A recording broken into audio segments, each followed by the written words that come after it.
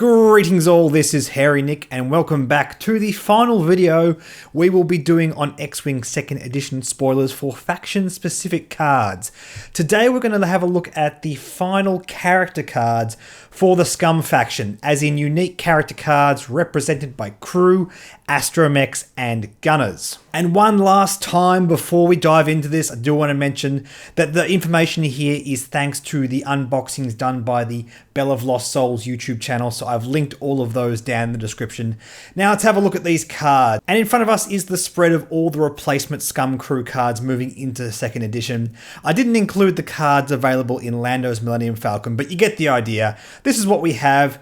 Thematic-wise, very similar to 1st edition. The developers over at FFG did state that the biggest faction overhauls happened to Rebel and Imperial because they were the oldest and became the most confused in terms of faction identity, but because Scum came along a lot later, they were able to sort of identify what the faction was meant to be doing. And usually if you want to get a bit of a sense of the way a faction wants to go, the best way to do it is to look at their unique characters, not just their pilots, but their unique crew cards in particular, because it really shows you the kind of generic abilities they want across all of their ships. Alright, the first new one we have to look at is 000. Now this is for a Scum squad or a squad including Darth Vader. And if you guys aren't aware of what 000 is a droid that is partnered alongside Dr. Aphra. And Dr. Aphra is a character in the recent Marvel comic series of Darth Vader. Basically, Dr. Aphra is this sort of engineering prodigy mercenary type character that Darth Vader hires to do some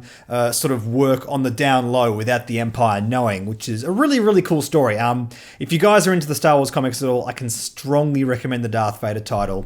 And it's really cool to see these here, although it is worth noting that we do not have a card for Dr. Aphra. I'd be very curious to see whether we see the Archangel at some stage come out in X-Wing 2nd Edition, and whether or not we'll have actually Dr. Aphra represented in the game as well. Now, it is worth noting, and this is a slight bit of concern for me, this card is not available in the Imperial conversion pack, and I think it's actually worth having a conversation about this quickly, because technically we don't really get a full play experience for the Empire out of the Imperial pack, but I will say in the defense of this, there isn't really much of a place for this, from what I can understand of 000 or even BT1, another card we'll look at in a tick, to go alongside Darth Vader. There's no obvious synergy. And what I think's going on here with 000, BT1, and also with Maul not being in the Rebel pack, is FFG are providing these in advance in preparation for them to appear in a pack on the faction that didn't have it included in these conversion packs. So long story short, what I think is going to happen is these cards will appear in an Imperial pack at some stage, and I think more will appear in a different Rebel pack at some stage. And that explains why the opposite faction got it in advance, to make sure that they don't miss out. That's just my guess anyway. I can't really think of any other good reason for that. Anyway, I've prattled on for far too long. Let's actually look at the card. At the start of the engagement phase, you may choose one enemy ship at range 0 to 1. If you do, you gain 1 calculate token unless that ship chooses to gain 1 stress token. So this is a very inefficient way of getting calculate tokens. Obviously, you compare this guy to, say, something like C-3PO, which looks very similar to him, but actually is very different. C-3PO is very efficient. It's all about getting consistent evade results and consistent calculate tokens, where this guy is more about versatility. And if you compare these two cards side by side, it really is telling of what these two factions are trying to do. Usually Scum is versatility over efficiency. That's the way I always like to think of the faction, and this card really exemplifies that. Being able to gain a calculate token or stress your opponent's ship for free without any action on your part is fantastic, but not having the choice over that is kind of average, because your opponent will always choose the worst thing for you. However, I do believe if this is cheap enough that that's not going to matter too much. If you're incidentally stressing your opponent so you can't hit them as hard with those calculate tokens, it means that you can get a bit more control over the playing field, and that's a good thing. I don't think this is a crazy effect. I've never really loved stress control when there's an easy way to counteract it, but I will say I like both of these effects, and if this is cheap enough, I think this is absolutely worth seeing play. Alright, moving on to Forlom, another droid, and this is a card that we did see in 1st edition. While you perform an attack after rolling attack dice, you may name a type of green token. If you do, gain 2 ion tokens, and during this attack, the defender cannot spend tokens of the named type. And this is pretty much the same as the old Forlom, although it does say green tokens, so now it can hit reinforce as well. Generally, things in first edition that could hit focus and evade tokens can hit reinforce tokens now, because they're far more common. That seems fair enough. And what I find interesting about this is it takes 2 ion tokens instead of 1. Despite that fact, I still think this is a bit of an upgrade. Forlom in first edition still gave you a free activation on large ships, because large ships in first edition required you to have 2 ion tokens to be ionized. So using this ability just once on, say, your Boba Fett or your Bosk or any other large ship didn't matter. And the same is true of this new Forlom. Look, it sucks that it doesn't really work on Boba Fett anymore. I think Forlom was always a stronger choice on Boba Fett in first edition. However, having said that, I think Boba Fett has gotten way more options in second edition, so that doesn't really bother me so much. And the fact of the matter is, if we're talking about big ships, this pretty much has the same effect as it did in first edition. Even if we're talking about small ships, it has the same effect as it did in first edition. If you have 2 ion tokens, you're ionized just the same as you are if you only have 1. It's only medium ships that interact with Forlom differently now. And the fact of the matter is, there simply is way less token stacking, so being able to negate your opponent's 1 eyeball token, evade token, oh, even calculate tokens, yep, they count too, seems just a bit more significant and relevant. I think the only thing that would stop this from seeing play is a significant increase in the cost. Yeah, we'll just have to wait and see, but I liked this effect in first edition, and I think it'll only get better in second edition. Next up, we have Cad Bane. Now, in first edition, Cad Bane was like the mirror on the Scum faction of Sabine Wren. It gives the ship he's on an extra bomb slot, plus an extra bonus that happens when your bombs go off. Now, neither of those cards give you any more bomb slots, but they do give you bonuses on your bombs. In the case of this new Cad Bane, after you drop or launch a device, you may perform a red boost action. And this is quite good because it actually doesn't require your bombs to hit anything. You just get this red boost action. And I do like this. I'm not quite sure what home wants this. That's the biggest concern I have over this card. Basically, at this stage, we're looking up the Fire Spray, Quad Jumper, or Skurg Bomber. And none of those really have a whole heap of green on their dial to counteract that red boost.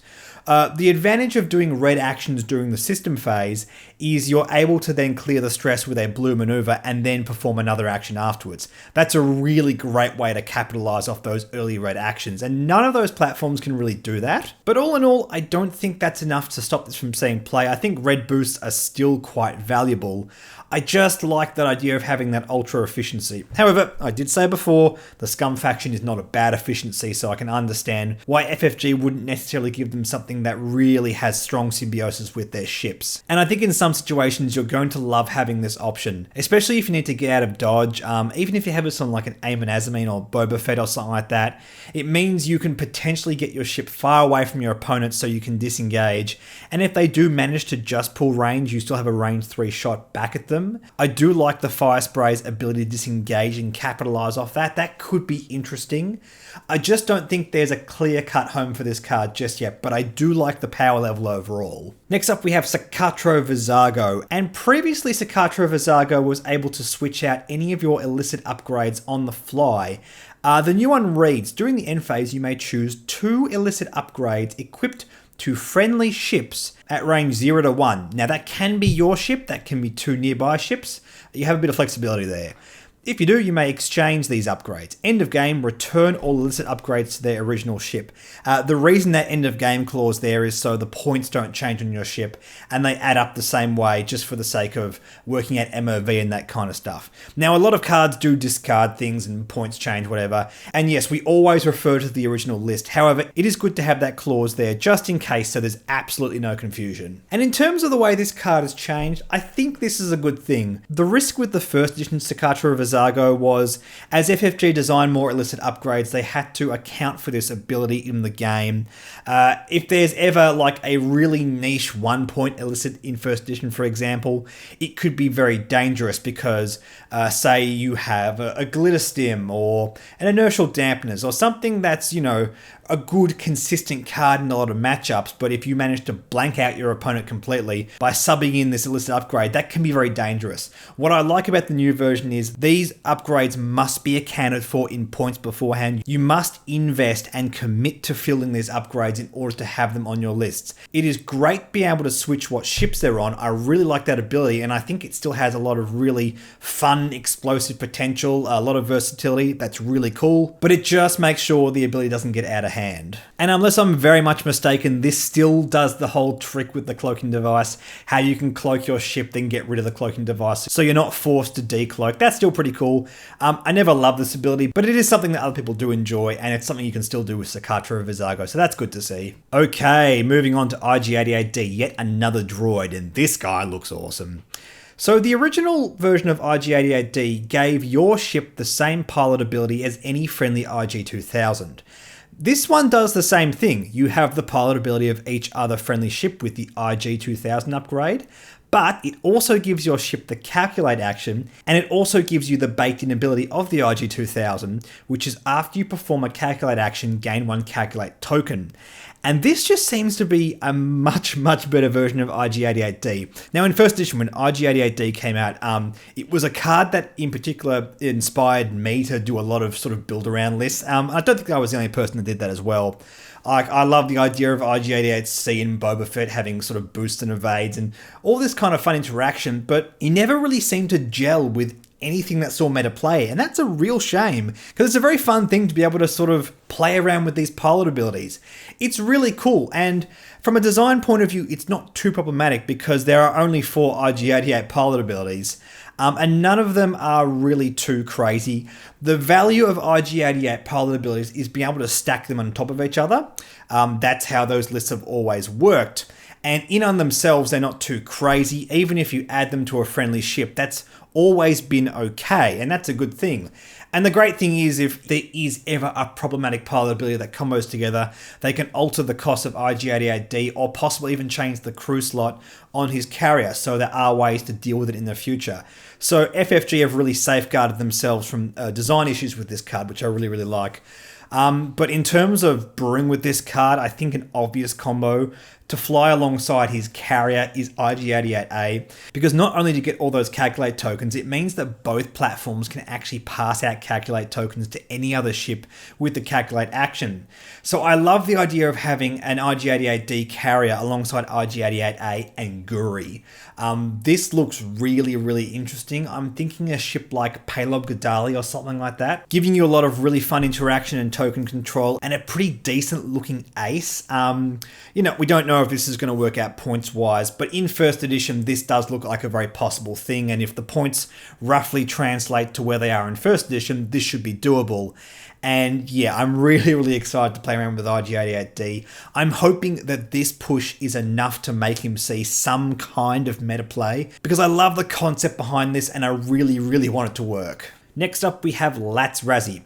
While you defend, if the attacker is stressed, you may remove 1 stress token from the attacker to change one of your blank or eyeball results to an evade result, and this is basically the same as the old Latts Razzi. In second edition, we don't really have things that just add evade results, we change our dice results. This is pretty much a version translation that we're seeing across most cards, and that's fair enough. In terms of design space, this is doing the same thing as the old card did. Now, Latts Razzi in first edition was a staple on Asajj Ventress because of the way those two abilities work. Asajj could stress a ship, and then Latts Razzi could remove a stress token from that ship in order to give you a lot more evasion, alongside things like countermeasures, gyroscopic targeting, all that kind of stuff. It made Asajj very difficult to deal with. And in second edition, Asajj Ventress has been massively powered down. She only has 2 red dice outside her mobile firing arc. She doesn't have gyroscopic targeting anymore.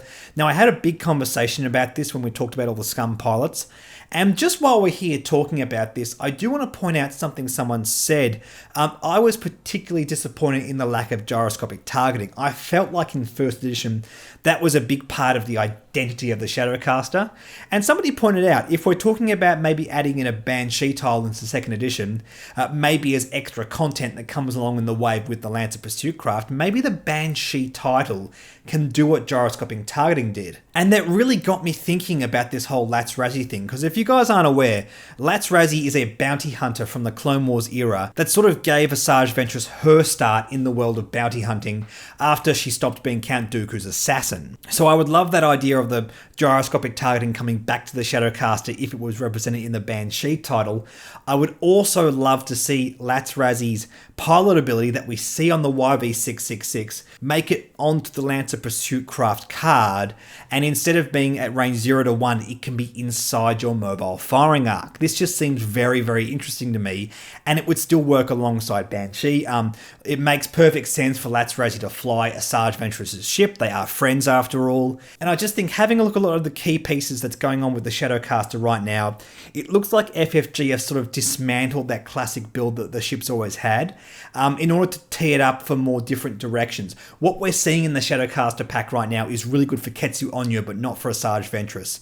And I'm just curious to see, as Latts Razzi has retained this ability, whether or not we can get that classic Asajj build, or whether or not we see Latts Razzi on the Lancer Pursuit Craft. I think there's a lot of interesting stuff in the future for this ship. Okay, moving on to Unka Plut, basically the only 30-era crew card we have in the entire game right now. After you partially execute a maneuver, you may suffer 1 damage to perform 1 white action. And this is pretty much a straight up reprint. He can't do red actions. Of course, red actions didn't exist in first edition. However, it does just say partially execute a maneuver, which means it could be your own ships that you bump into. That's not irrelevant, I suppose. That could be interesting. Maybe there's a kind of list where you want to block your own ships. I just feel like, and this is really where the card was at in first edition, that taking a damage is rarely worth any action. You need a really, really good reason to take an action in exchange for a damage. So yeah, I still think that's where the card's at. I think if this is going to see play, it really needs a strong combo, but it has been made a bit broader by the fact that you can bump your own ship, so that's something, I guess. Right, and the last crew card we have to look at is Zuckuss. Now, Zuckuss was actually shown off in the FFG unboxing, but I realised later that I never talked about it, so I will now. While you perform an attack, if you are not stressed, you may choose 1 defense dice and gain 1 stress token. If you do, the defender must re-roll that die. And this has been powered down once again. The old version of Zuckuss could do it to any amount of dice in exchange for any amount of stress tokens. Still couldn't do it if he wasn't stressed. That was FAQ'd at some point during the game. But yeah, it's a powered down version, still good with 4 LOM, there's nothing wrong with that. And I think less interaction with your opponent's dice is better for the game. A lot of people consider it a negative play experience, and I completely understand that. Even though I'm a very biased Scum player, I understand why this card was problematic. I like that the design hasn't changed, but I do like that it's been powered down. Alright, let's move on to the faction's unique gunner cards, and just omitted from the spread here is Han Solo, which again comes in Lando's Millennium Falcon. But today we have 2 new cards in BT1 and Greedo. And just as a general statement about these cards overall, I won't go too much into the faction identity just in this video, but I will say that inherently built into all of these Scum cards is risk and reward. It's about buffing your attacks, and that's really what the faction's all about. If we have a look at like the Rebel Gunners, for example, they're all about efficiency, getting more attacks, making sure your attacks hit, making them more efficient. That's not what Scum's about. Scum is about variance, low floors, high ceilings. And that is no more exemplified than in BT1. While you perform an attack, you may change 1 hit to a crit result for each stress token the defender has. And again, this is 000's counterpart, so it goes in a Scum squad or a squad including Darth Vader. And I gotta say, I love the design of this, I just don't know how this is gonna go in competitive play, because stress control does seem a lot more difficult in second edition. I will give this card the fact that yes, you do have way more incidental stress, but I can't see myself actively wanting to take this unless I'm pretty confident that I'm going to be able to get stress into the game. So we're looking at flying this alongside a Asajj Ventress mainly in the Scum faction. But I will also mention this makes a nice combo with 000 because it gives your opponent an active disincentive from taking that stress token, and that's pretty good. I think ultimately this comes down to how much this card's going to cost. If it's very, very cheap and it's just doing like a Mangler Cannon sort of ish effect on your regular attacks, and that's pretty good. It still works on turrets and secondary weapons and cannons and all that kind of stuff, so it seems really good from that point of view if it's cheap enough. But of course, it may have to be expensive just to reflect how out of control this could potentially get. I think if you can consistently get 2 or 3 stress tokens onto your opponent, this could be a real problem for them. Be interesting to see whether the Shadowcaster gets a gunner slot, because this will be a great include if that's the case. I don't think the Shadowcaster will, because there doesn't seem to be any gunner cards that reflect a gunner in the Shadowcaster, but there still might be a chance of that happening. So we'll have to watch out for that, because this on Asajj Ventress could be nuts. And here we have Greedo. Now, Greedo was a very, very interesting card in first edition. In fact, I made a whole video on him discussing the kinds of builds that are sort of vehicles to break that natural symmetry on the card.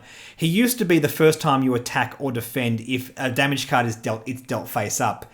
Now it's interesting because it actually plays around with initiative. He has one recursive charge. While you perform an attack, you may spend one charge to change one hit result to a crit result.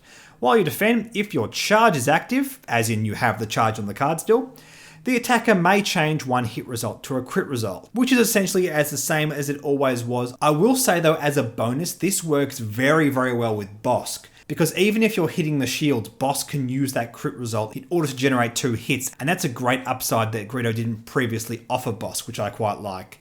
But what I'm talking about here with initiative, basically if you're the ship that's shooting first, which is bizarre for Greedo, but anyway, it means you can use that charge token and the charge is not active, so your opponent cannot get that symmetrical effect.